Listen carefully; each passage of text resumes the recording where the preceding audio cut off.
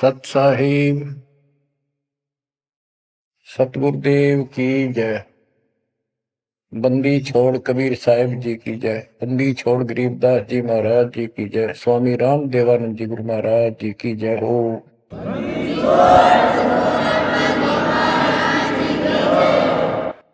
सर्व संतों की जय, सर्व भक्तों की जय, धर्मी पुरुषों की जय। श्री काशी धाम की जय, श्री सुडानी धाम की जय, श्री करोथा धाम की जय, श्री बरवाड़ा धाम की जय। सत साहिब गरीब नमो नमो सत्य पुरुष को, नमस्कार गुरु के नहीं। सुर नर मुनिजन साधु, संतों सरसदी। सतगुरु साहिब संत सब, दंडवतन प्रणाम। आगे पीछे मत हुए, किनको पूर्व। कबीर सतगुरु के उपदेश का, सुनिया एक विचार।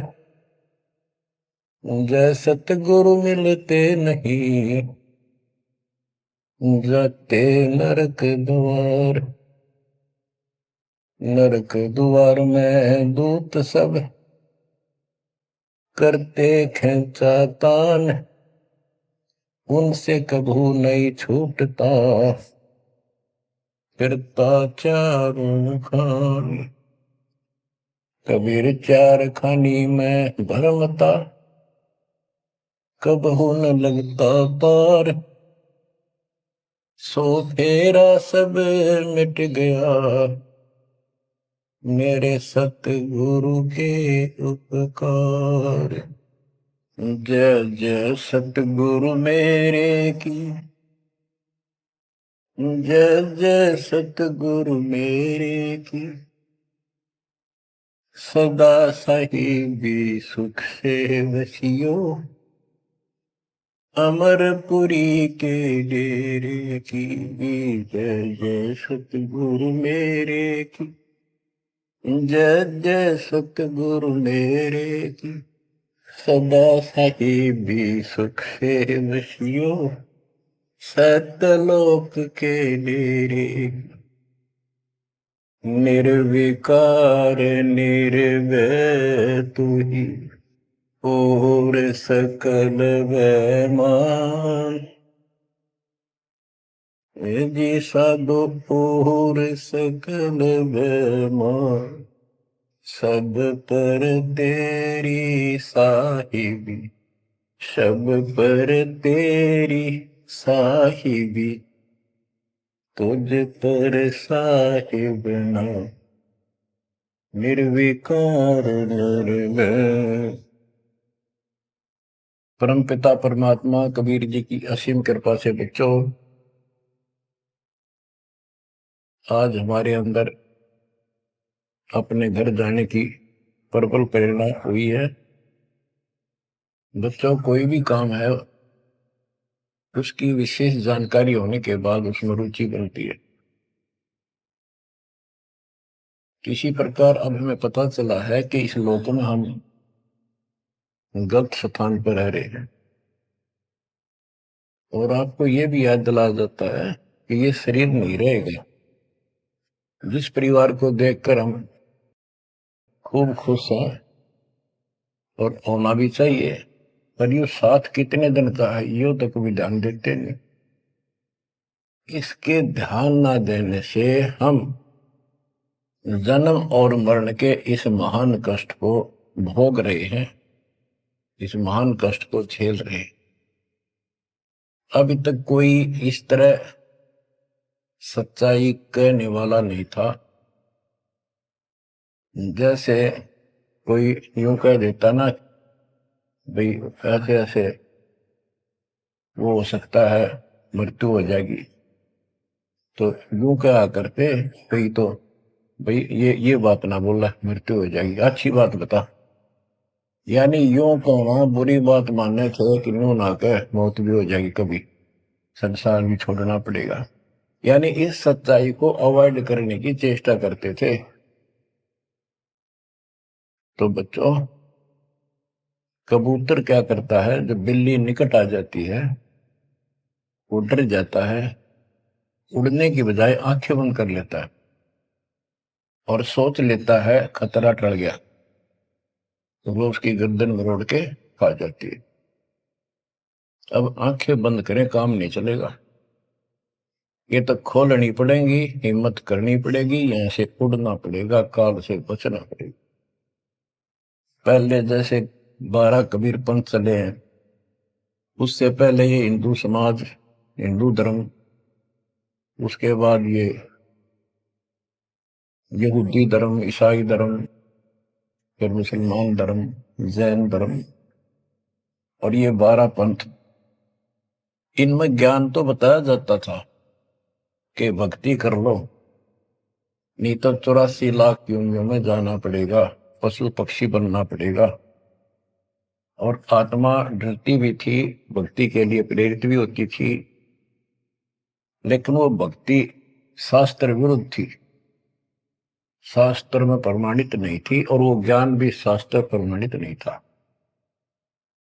श्रीमद् भगवत गीता अध्याय 16 श्लोक 23 में स्पष्ट किया है कि शास्त्र विधि को त्याग कर जो अपनी मर्जी से मनमाना आचरण करते हैं अपनी इच्छा से, उनको न सुख होता है, न कोई सिद्धि प्राप्त होती है, और न ही उनकी गति बढ़ती। या तो ये कहो कि गीता गलत और ये झूठे गुरु सच्चे, इनमें से एक को रिजेक्ट करना पड़ेगा, लेकिन गीता को कोई रिजेक्ट कर नहीं सकेगा।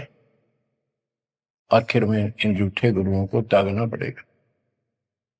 बच्चों, परमात्मा के पाने के लिए, उस सुख को प्राप्त करने के लिए कितने कितने कष्ट झेले हैं महापुरुषों ने, हमने भी उठाए। हम ऋषि बने, ऋषि बनकर कठिन साधनाएं की, जैसा लोकवेद दंत कथाएं सुना करते थे, उसके आधार पर सिद्धियां आ गई, सिद्धियां दिखाकर फिर प्रसिद्धि होगी, उस प्रसिद्धि के ऊपर हम प्रसिद्ध हो गए और खूब महर्षि प्रसिद्ध हो गए। अब पता चला वो प्रसिद्धि कैसी थी, जैसे आपको राबिया का प्रमाण बताया, 4 साल की ठीक साधना से ऐसे ऐसे चमत्कार भी हो गए, मक्का उठ के आ गया, लेकिन भविष्य जीरो हो गया उसका, सिर भी काट दिया, इतनी प्रेरित थी भगवान के प्रति, लेकिन नथिंग, कुछ नहीं हुआ। काम तो अब बनेगा जब बनवाया जा। गरीब ये जीवन सफल है, जब लग राम रटंत, देखोरी को जाने दे, भरम पड़े हैं पंथ। इस मनुष्य जीवन की सफलता उसी की है जो परमात्मा की भजन करते हैं, अन्यथा इसका कोई यूज नहीं। पशु पक्षी का भी ऐसा ही जीवन है, ऐसे ही कर्म वो करते हैं, खाना पीना, टट्टी जाना, बच्चे उत्पन्न करना, बच्चों के लिए फिर सारा दिन भटक के उनका पोषण करना, फिर मर जाना, ये कोई जीवन है? इस ज्ञान से आपके अंदर जो गलत प्रेरणा भरी हुई है वो काल द्वारा भरी गई है, बहुत प्रबल है, वो सामान्य नहीं है। अब जैसे किसी को बुखार हो जाता है तो उसके बस की बात नहीं वो नॉर्मल हो जाए। तो बच्चों, अब के लगन लगानी पड़ेगी। जैसे बुखार हो जाता है, उसके बस की बात नहीं कि वो ठीक ठाक रहे, अपने ठीक क्रिया करे, तो उसके लिए औषधि की आवश्यकता पड़ती है, और जब नॉर्मल हो जाएगा फिर सारे काम ठीक करेगा। इसी प्रकार ये आपके बस की बात नहीं है जो आप जिस व्यवस्था में लग रहे हो, ये इस ज्ञान से, इस भक्ति से आपका यो अज्ञान हटेगा, ये जिससे प्रभावित हो बुखार हटेगा, फिर आपकी लगन अदब से बनेगी, अलग से बनेगी। अगर ये भाव नहीं बना तो क्या ये जीवन अच्छा है जो आप जी रहे हो? कोटि जन्म तन भर में दोगे कुछ नहीं हाथ लगा रे। कुकर कुत्ता, सुकर सुअर, खर गधा, कौवा बुगला। बता, इन प्राणियों के शरीरों में असंख्यों बार कष्ट उठा लिया अपने को, असंख्यों बार, एक बार नहीं। तो क्या इस प्रोसीजर को जारी रखोगे? मेरी आत्मा तो मान नहीं रही कि आप इसको स्वीकार कर लोगे। और अब भी आपकी आंखें नहीं खुलेंगी और आपकी प्रेरणा नहीं बनेगी, तो फिर इंसान नहीं, पत्थर हो तुम, पत्थर। कोटि वर्ष करे संगत संतों की, पत्थर का जल में क्या बूझे। चंदन बन में रंग ला दे, एक बांस बिटन भी ना सीखे। पत्थर को जल में डाल दे, कितने गहरे जल में डाल दे, कितने दिन डाले रखे, उसका कोई असर जल का नहीं होता। नहीं, जल से तो नरम होता है पदार्थ। बाहर निकालते उसको घिसा दे दूसरे पत्थर से, जो का तो चिंगारी निकलेंगे। तो पत्थर जैसे प्राणियों को किसी चीज का असर नहीं होता। ये अमृतवाणी उन पुण्यात्माओं को झंझोड़ कर रख देंगी जिनकी आंखें काल में अज्ञान से बंद कर रखी। उस परम पिता के घर जाने के लिए, सुख को प्राप्त करने के लिए, गरीबदास जी बताते हैं कि मंसूर मैसूर क्यों हो गया, शरीर पासी प्रवेश और जाके ऊपर एती लोकती। कैसा है वो देश? उस परमात्मा के सुख को, सतलोक को प्राप्ति के लिए, उसकी प्राप्ति के लिए टुकड़े टुकड़े शरीर करा दिया मंसूर अली जी ने, पीछे नहीं हटा। तो गरीबदास जी कहते वो सुख कितना होगा जिसके लिए शरीर भी खत्म कर दिया, कोई नो प्रॉब्लम। और ये शरीर तो आपका रहेगा नहीं, गारंटीड है। इसलिए बार बार याद दिलाता हूं कि हमारे ऊपर नशा जबरदस्त कर रखा काल ने। ये आपके बस की बात नहीं, ये तो ये एंटीबायोटिक आपको प्रेरित रखेंगे। आप भक्ति भी करोगे, बुराइयों से भी बचोगे, और अपने घर जाने की प्रबल इच्छा बनेगी। जहां आशा ता बासा हुई, मन कर वचन सुमरियो सोई। गिरिव नरसिंह रूप सतगुरु धरा, प्रहलाद भगत के काज, हिरणाकुश को ले गया जो तितर को बाज। परमात्मा कबीर जी ने ही नरसिंह रूप धारण किया। ये सारा श्रेय अभी तक श्री विष्णु जी उर्फ श्री कृष्ण जी को दिया जा रहा था। जो भी है, परमात्मा चाहते हैं कि किसी तरह इनकी भक्ति में आस्था बनी रहे। ये किसी को मानकर भक्ति कर रहे, करते रहो, उससे मिलना कुछ नहीं, पर पिछले संस्कार से मालिक उनकी मदद स्वयं करते हैं।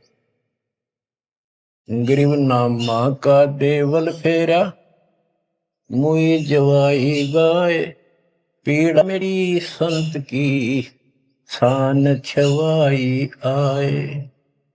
कबीर साहब कहते हैं, दो दिन मेरी शरण है, ताका हूं मैं दास। दास में नौकर, गुलाम, और गेल गेल ला गया करूं जब तक धरती आकाश। नामदेव नाम के महापुरुष पिछले संस्कारी थे।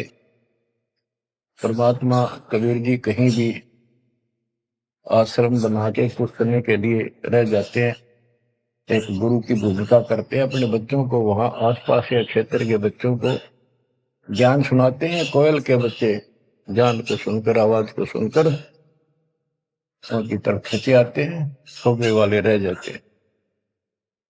तो उस समय रंका और बंका दोनों पति पत्नी थे। एक उनकी बेटी थी वंका।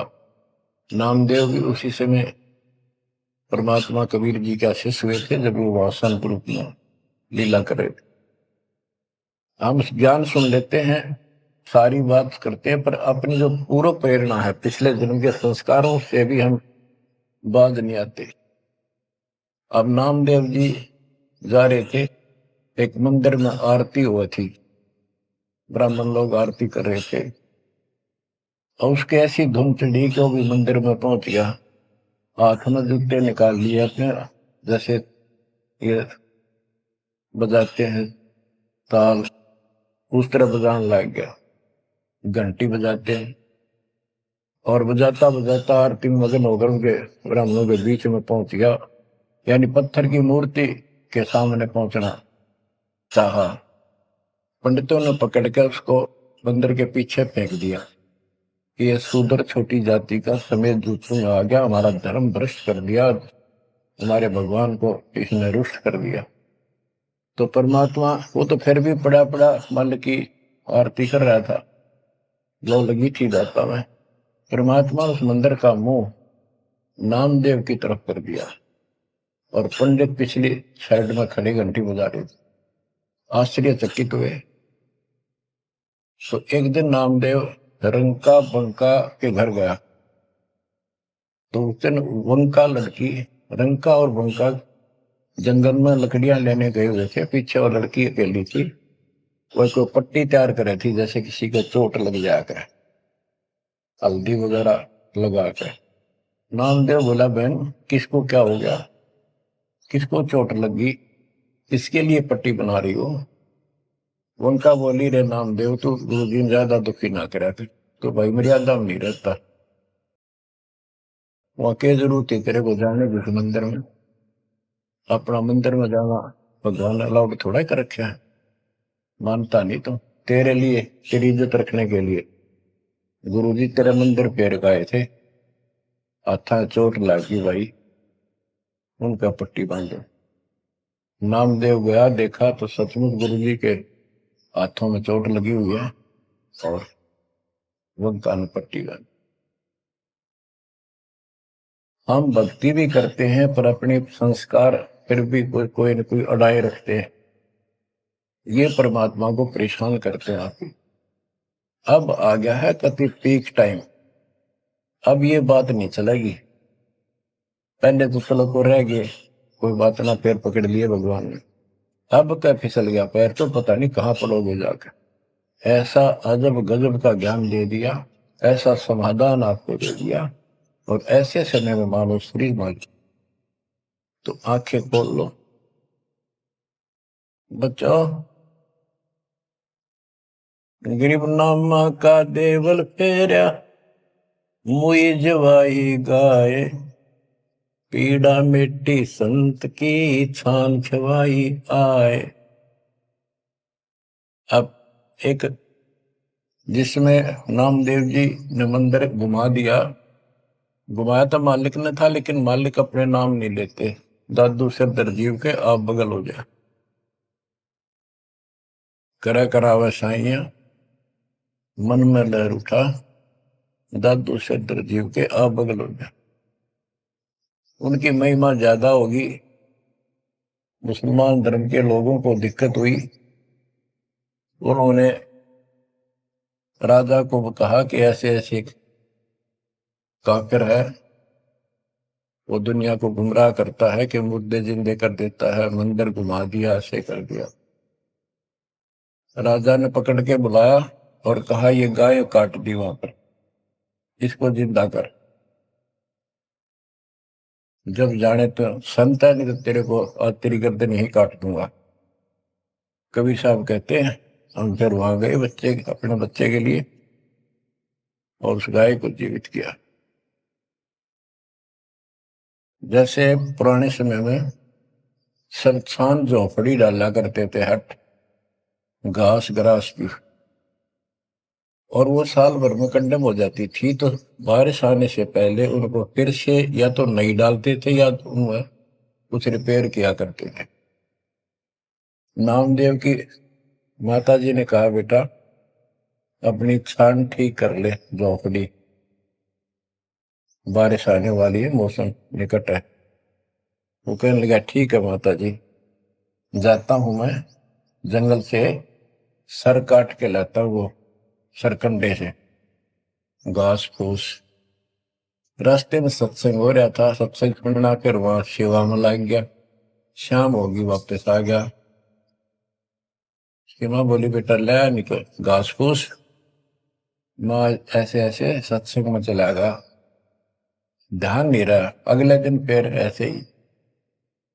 उसकी माँ बोली भाई देख ले तो बारिश हो जाएगी, कुछ दिन सारे कपड़े भीजेंगे, अपने भीगेंगे, बहुत नुकसान हो जाएगा।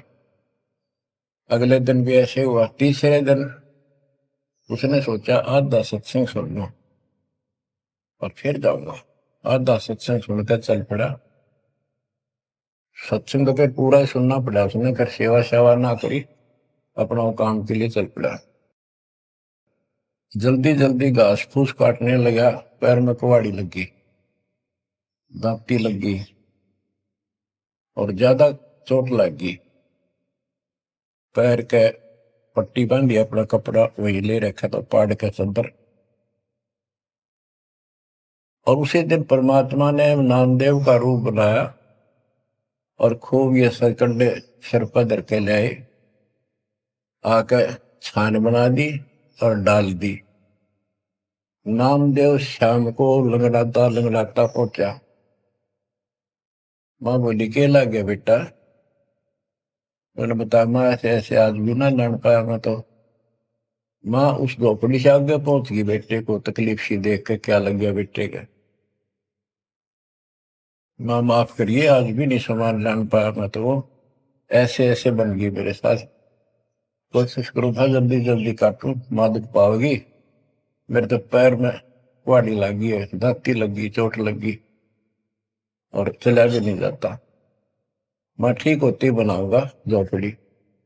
उसकी माँ उसके मुंह की तरफ फेंक के बेटा क्या बोल रहा है तू? तो अभी तो आया था झोपड़ी खुद बना के गया। बेटा क्या कह रही है, चोट कब लगी तेरे? नामदेव निकट आया, देखा ताजी झोपड़ी बना रखी है गजब के सरकंडे लाके। ऐसे तो आसपास की तो थे भी कोनी, ऐसा घास फूस। नामदेव खूब रोया बैठे। माँ भगवान थे, परमात्मा थे वो तो। बच्चों दो दिन मेरी शरण है ताका हूं मैं दास, गेल गेल ला गया फिर जब तक धरती आकाश। ये किसी जन्म में भक्ति खूब करी थी जैसे इस युग में, और इस युग के पिछले हुए भक्ति गजब की रहती है, क्योंकि यह साधना शास्त्र में खुला। मोक्ष ना होता तब तक परमात्मा इनके साथ ठहरे।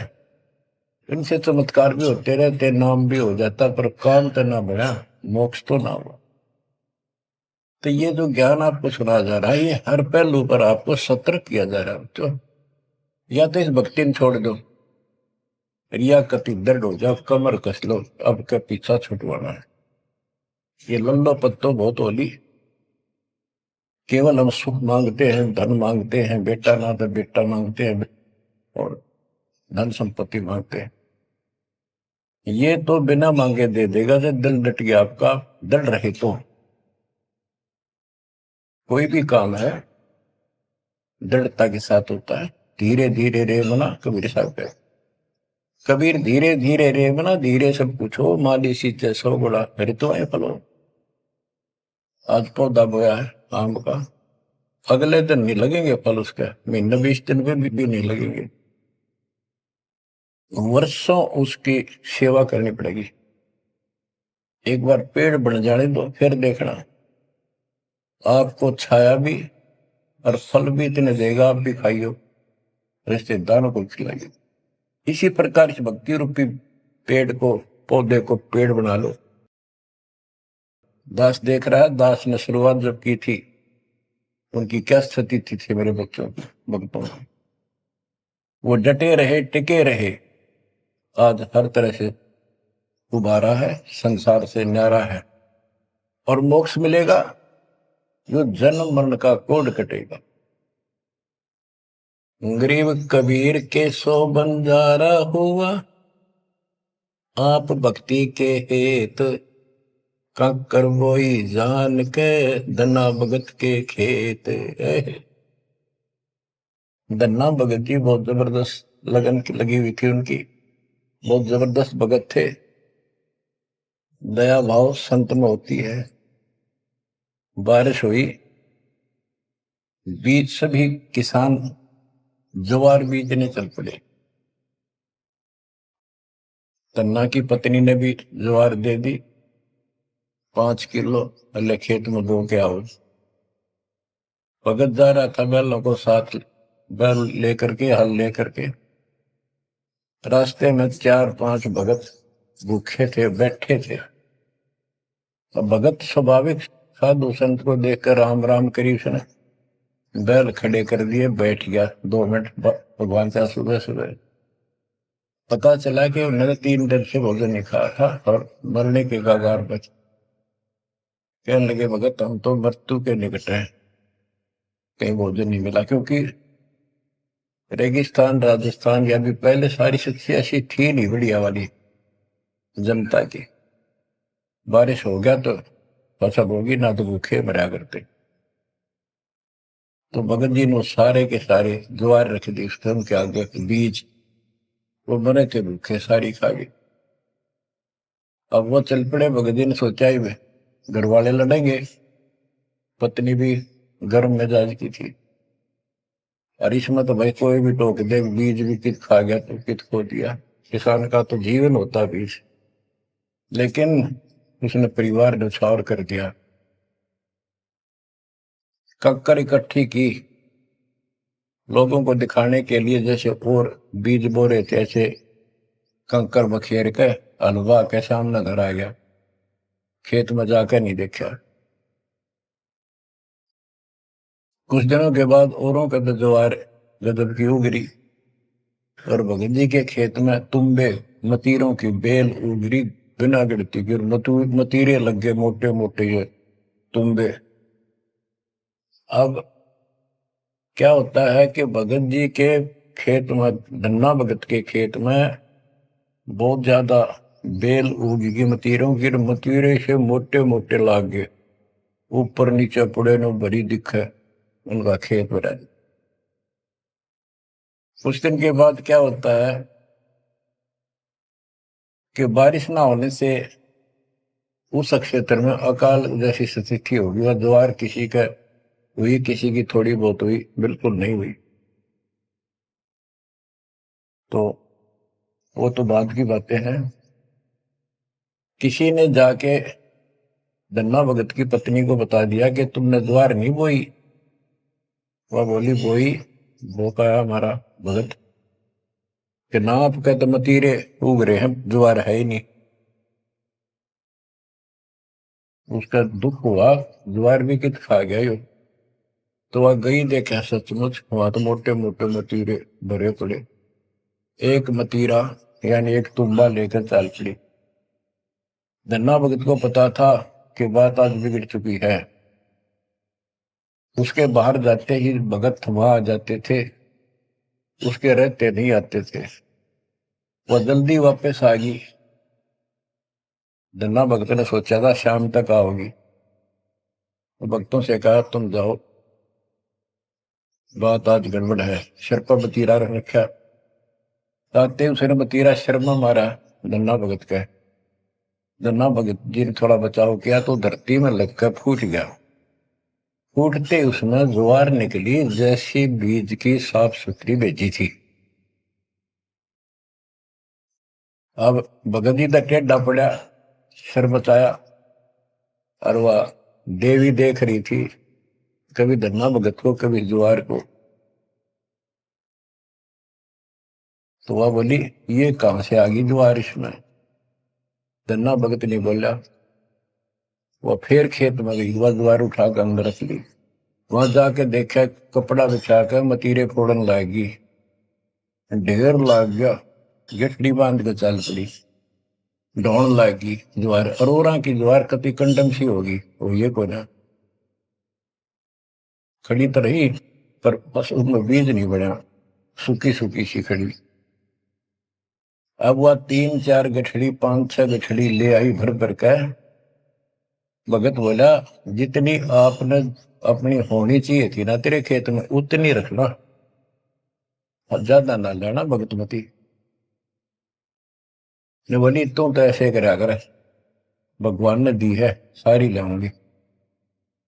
वह गठड़ी भर के चाली, जब उसका कोटा पूरा हो लिया, वहां तक तब बोझ मरती आई बाहर खूब लग गया, उतारी तो सारा फूस बना पाया, एक फेर लाई वो भी नहीं हो गया, हार के बैठ गई। फिर धन्ना भगत के खेत में ज्वार निकला, तुम्बों से ज्वार ज्वार निकला, गांव इकट्ठा हो गया। भगत बोला भाई अपनी बांट लो थोड़ी थोड़ी, तुम सारे भूखे मर तो बच जाएगा गाँव। तो सब ने अपने हिसाब का थोड़ा थोड़ा ले लिया और फिर भी उबरती रहेगी। बच्चों ये बातें कोई बनावटी नहीं है।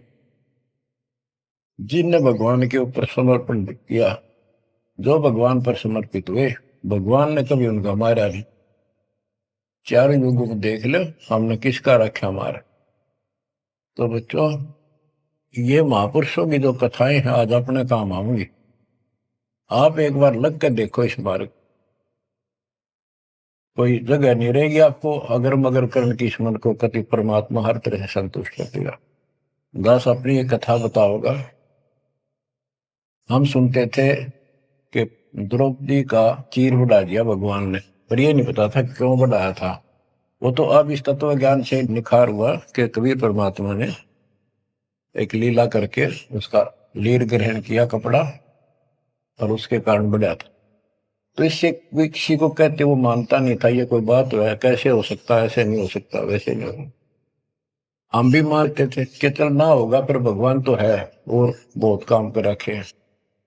मन मानता था भगवान कुछ भी कर सकता है, क्योंकि आस्था जब भी बनती है जब ये भावना बढ़ जाएगी परमात्मा जो चाहे सो कर सके।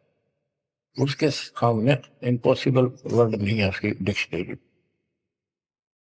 आपको बताता हूँ, नाम ले लिया, 2-3 साल हुए थे बस। 1988 में नाम लिया, 1990 या 89 की बात है, 88 या 89 की। तो एक मकान बनाया, ऊपर मकान बना रखा है, उसके ऊपर एक गैलरी ही पूजा स्थल बनाया, 5.5 बाई 15 फुट का। उसमें एक गली में झांकी थी, खिड़की और विंडो, और एक अंदर आंगन की तरफ क्रॉस वेंटिलेशन बढ़िया था। तो जल्दी के कारण मैं बने बनाए वो लिया जगड़े, पूजा स्थल 2 मांझ का उनको पेंट करके लगा दिया। उनमें शीशे भी लगे हुए थे, एक शीशा टूटा हुआ था, एक सिर्फ खिड़की का, वो डबल होते। मैं ये चढ़वा देंगे बाद में, जल्दी काम हो जाएगा। वहां मैंने ये भक्ति बोध छपुआ कर रखी कि गुरुजी आएंगे उनको सौंप दूंगा, वो आगे भक्तों को देते रहेंगे जब कोई दीक्षा लेगा। ऐसे सेवादास करने लगा। क्या हुआ कि उस जो शीशा फूटा हुआ था उसमें के चूहे बढ़कर उनको काटने लगे। और उस समय क्या था, जब वो जंगले लगाए तो जाली ले आया था, ये एक लोहे की जाली जो मच्छरों से बचाने के लिए खिड़कियों पर लगाई जाती है बाहर की साइड। और वो गलती से वो गलत काट के दे दी। मैं वो साइज लिख के उस लोहे की दुकान पे दिया, भाई ये काट के तैयार कर दे, इनका गल बना दे। मैं और सामान लेकर वापस आया, उसने बांध के लपेट कर रख रखी थी। मैं उठाकर चला आया पैसे देकर। आके मैंने कहा ले भाई लगाओ। तो ये बड़ा लड़का, अरे वहां किराएदार रहता था, वो बोले हम लगा देंगे। कील क्या सारी ला रखी थी, उन्हें सीढ़ी लगाई। मैं तो चला गया उनको कह के, शाम में आया तो कोई नहीं लगा रखी। पूछा भी कारण क्या था, क्यों नहीं लगाई। उन्होंने बताई कि छोटी है, बराबर में छोटी रहेगी, कम से कम 9 इंच छोटी। वो लिखा था मैंने 3 फुट 9 इंच, उसने 3 फुट काट दी, या नौकर ने देख के काट, या गलती लगी जैसे भी। फिर मैंने सोचा भी छोड़ो भाई, अब किसके साथ मत्था मारे जाकर, वो कहेंगे तेरी गलती है, आपने यही साइज बताया था। मैं इस चक्कर में नहीं पड़ा करता। मैंने वो उठा कर स्टोर में डलवा दी। एक सीजन बारिश का ऊपर का उतर गया। हाँ, फिर वो नित्य नेम छपवाई पुस्तक, फिर उसमें चूहे बढ़ने लगे। कपड़ा बांधा, कपड़ा काट दिया। ये मन में था कि वो जाली तक पूरी है नहीं। फिर दिमाग में आई, भाई ऐसे करो, इस एक खिड़की में दिक्कत है, इस जाली को ऊपर नीचे करके दोनों को एक में सेट कर दो। तो वही दोनों किराएदार, ये बड़ा लड़का, ये छोटा ही था, 12-13 14-15 साल का। तो मैं उनको कह के अपनी ड्यूटी पे चला गया। इनकी माता जी ने, नारों ने, वो वहां से निकाल के जाली स्टोर से नीचे डाल दी, भाई लगा दियो। इन शाम सी न लाई किता। मैंने आकर पूछा, एक जाली ला रखी, वह पूरी एक नीचे पड़ी। मैं ड्यूटी से आया शाम को 5 बजे। मेरे दुआएं बात खटक रही थी, इन लगा दी होगी बच्चा ने ठीक से ना, मैं आप लगाऊंगा साथ लगकर। मैंने देखा एक जाली नीचे पड़ी, एक ऊपर लगा रखी, उसी पे जो शीशा टूटा हुआ था, गिलास। वो गिलास लगवाने की टाइम नहीं मिल रहा था, क्योंकि दूर मेरी ड्यूटी थी, कौशली साइड में हेडक्वार्टर था, 77 किलोमीटर जाना था। ये ऐसा था ही, जुगाड़ करना चाहा था मैं, कर दे फिर आराम से कर लेंगे। तो मैंने अनारों से पूछा कि ये जाली लगा दी उन्होंने? ईब ला के गए, सवेरे की कह रही थी भाई ला दे, पर ध्यान नहीं दे रहा था यो, लापरवाह। ईब ने देखा गाने वाला पापा, फटाफट बुला कर नींद को लगवा दी। मैं बोला जाली ये और ले आए क्या? ये बोला नहीं और तो नहीं है, ये तो वही है जो ऊपर डाल रखी थी स्टोर में। मन ने ये सुबह आपके दादी को कह दी कि भाई ये रखी, लाओ, जब ला दी। मुझे विश्वास नहीं हो रहा, तू सच्ची बता, ये बदलवा तो नहीं लाए इसको? और बोली बदलवा किथे, तो लाई मुश्किल तो है बदलवान का कित सही हो। मैं हैरान, मेरा विश्वास नहीं हो रहा। एक पूरी हो ही नहीं सकती, पूरी होकर के भी 6-7 इंच नौ लटक रही बराबर में मुड़ के। 9 इंच वो बड़ी और 6 इंच और एक्स्ट्रा उसी साइड में। दूसरी देखी, दूसरी भी गए। फिर इसने लैब में ढूंढ गए, बड़े लोग खेल खेल रहा था कितना। मैं बोला तू ये बता, ये जाली बदलवा के लाया है कि वही है? वही है, मेरी मां ने उतार के यहाँ डाल रखी थी, हमने ला दी। मैं मेरी कसम खा, कबीर साहब की कसम खा। बच्चों, वो दिन है आज, इतना गजब का विश्वास कर दिया जाता। बात कुछ नहीं थी, वह तो और भी लाई जा सके थी, लेकिन दिखा दिया, कपड़ा छोड़ हम लो बढ़ा जा। इस मालिक कबीर साहब ने लोहे की जाली बढ़ा दी। वो आज भी विद्यमान है, एक तो उनमें से। वो मकान बेच दिया था इसने, वीरेंद्र ने, मेरे यहाँ इस मार्ग पाने के बाद। जिसने लिया वो भगत, उस भगत ने वापस डोनेट कर दिया कि ऐसी अनमोल पूंजी को मैं सुरक्षित नहीं रख पाऊंगा, आपको वापस दे। आज वो फिर वही है, वह जाली लगी हुई है, हमने भी उसमें सफाई किया नहीं है अभी, क्योंकि हमें थोड़ा सा फुर्सत सी होगी, यहाँ से निपटेंगे मिशन को पूरा करके, उसको फिर याद के रूप में रखेंगे। तो बच्चों, विश्वास रखो इस मालिक पर। कह कबीर सुनो भी साधो, मैं तो हूँ विश्वास, और गलत साधना करने से कुछ नहीं मिलेगा। क्या बताते हैं, गरीब कबीर के सो बंजारा हुआ, आप भक्ति के हेत, काकर बोई जान के, धना भगत के खेत। वहां काकर से अन्न हुआ, कंकर से, वहां काकर से अन्न हुआ, वहां केसों से हुआ कबीर, वार पार पावे नहीं गति कुछ गहर गंभीर। अब नकली गुरुओं के कारण ये सारा अध्यात्म ज्ञान नष्ट होया पड़ा था। उसके बारे में कबीर साहब बताते हैं, गरीबदास जी बताते हैं, गरीब विष्णु त्रिलोकी नाथ के, परचे कोटि अनंत, भक्त वत्सल भगवान है, क्यों निंद है संत। यानी भगवान में आस्था बनाए रहने के लिए परमात्मा ने इन पर विष्णु जी को निमित्त बनाकर लीलाएं की। कहते इनको विशेष वो ना समझो, ये भी अच्छी आत्मा है, 3 लोक के नाथ हैं। अब जैसे कोई मंत्री है, उसकी भी पावर होती है, उसको ये कहना तो कुछ नहीं है, प्रधानमंत्री सब कुछ है, ये तो लड़ाई वाली बातें हैं। ये तो सतीथी बताई है, इनकी इतनी औकात है, इतनी ताकत है, उनकी इतनी है, इनसे हम दूर नहीं हो सकते और इनको एज ईस्ट पूज भी नहीं सकते कि ये करतार बने हुए हैं अपने आप। ये वो करतार नहीं जो होना चाहिए। गरीब करता ऊपर चोट है, कहते हैं करतार, मूल लह नहीं मूर्खा, गिनते हैं क्यों डारे।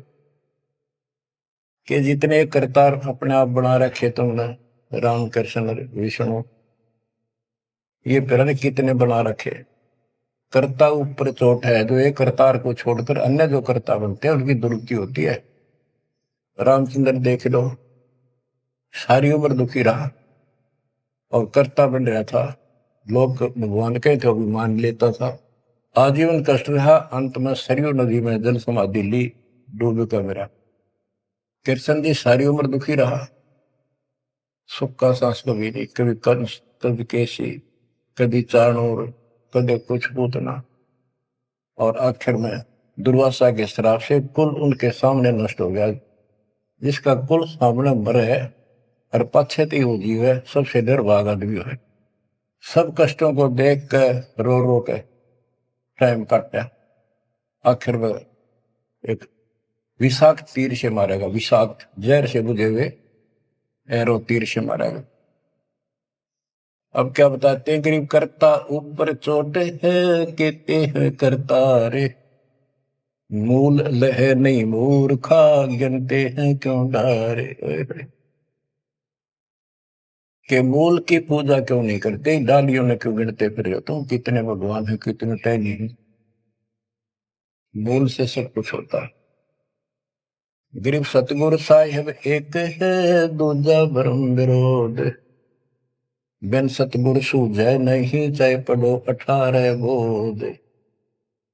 गरीब गल गोटा गुरु आखे ने, फांसी दे अड़ाए, 12 तिलक बनाए कर, चंपुर दे धकाए।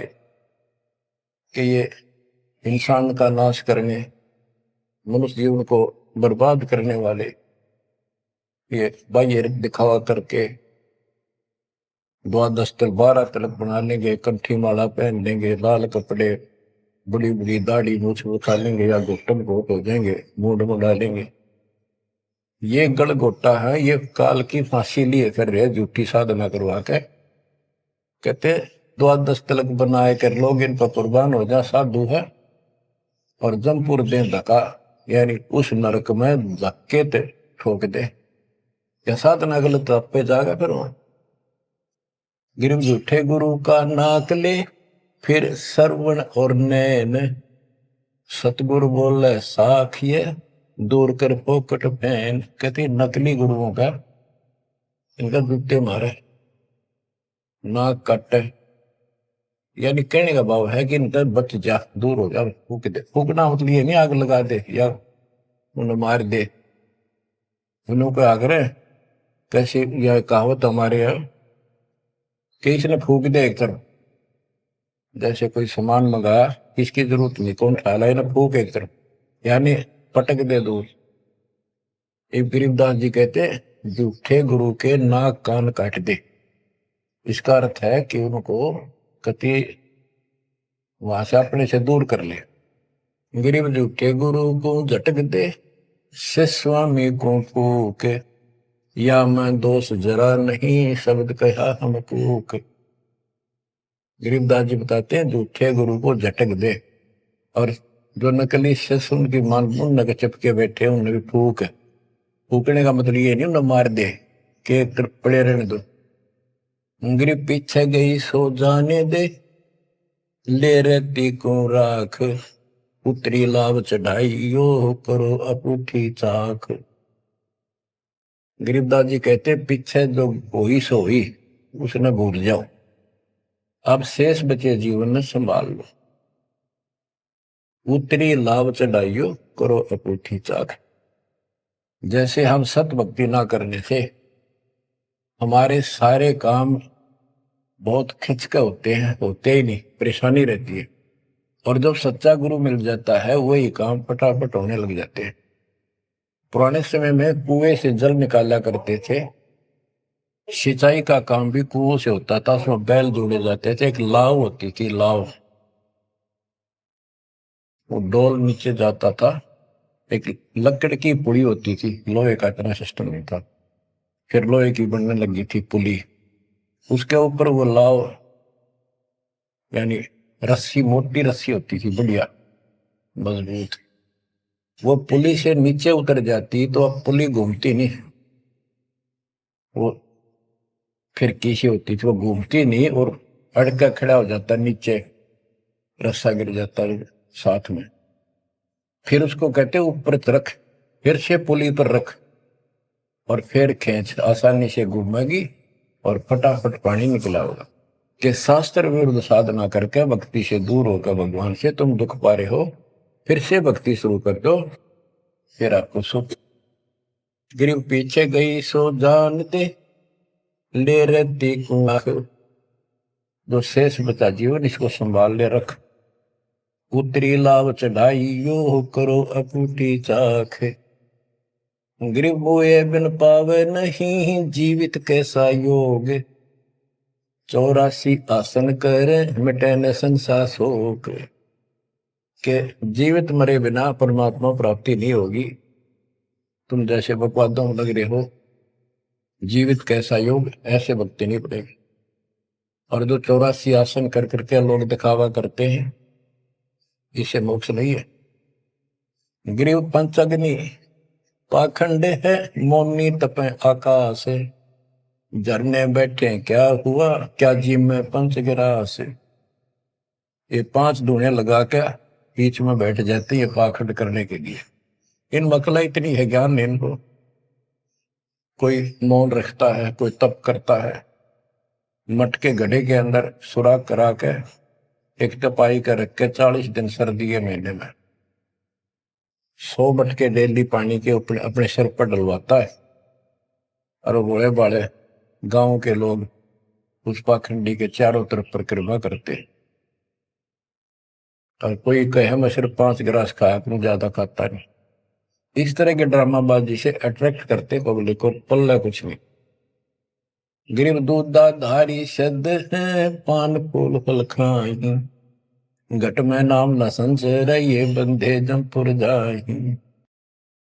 कई बताते हैं बाबा है दूध दूध पियो है, बड़ा शब्द है, दूध दाधारी बोला है। और केवल कभी फल खा लेता है, कोई फूल फल ही खाता है। तो गरीबदास जी कहते हैं गरीब दूध दाधारी शब्द है ये पान फूल फल खाई। घट में नाम न संचय रे बंधे जमपुर जाई। सच्ची भक्ति है नहीं, सीधे नरक में जाएंगे। गरीब चुंडित मुंडित भद्रा मोनी मैल न पावे। धूमर पान ठडे सरी ये 2 जग धक्के खा। गरीब योग नहीं यो रोग है जब लग निज नाम ल चीन। घर घर द्वारे भटकते बेख बिना यकीन। गरीब बेख लिया तो क्या हुआ जब लग नहीं विवेक। 3 काल निपजे नहीं मिटे कर्म रेख। के चुंडित मुंडित, जैसे बड़े बड़े सिर पर जटा रख रखी है, दाढ़ी बड़वारी, माला मूला पहन गए, बाहर भाई ड्रामा खोल कर रखा है, लाल कपड़े पहन रखे या कति गोट करवा रखा, मुंड मुंडवा रखा। कहते हैं इनसे कुछ नहीं मिलना, कोई मोल रखते हैं। गरीब चुंडित मुंडित भद्रा मोनी मैल न पावे। धूमर पान ठडे सरी ये 2 जग धक्के खाओ।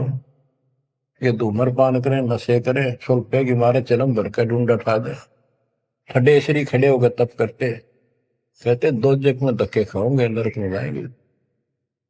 बच्चों, ये मूल ज्ञान है, ये तत्व ज्ञान है। और ये जो ज्ञान आपको दिया जा रहा है, आपके लिए वरदान होगा। ये कबीर साहब की गिफ्ट है। इस रजा को संभाल के रखियो, इसको हल्के में ना दियो बच्चों। कुर्बान हो जाओ, ये धंधे करते था सिंगधन हो गए, कितना पुराना पट्टा। इसकी शरण में डट कर सत्संग सुना करो, सेवा करो और दान करो, मर्यादा का निर्वाह करो, भक्ति करो।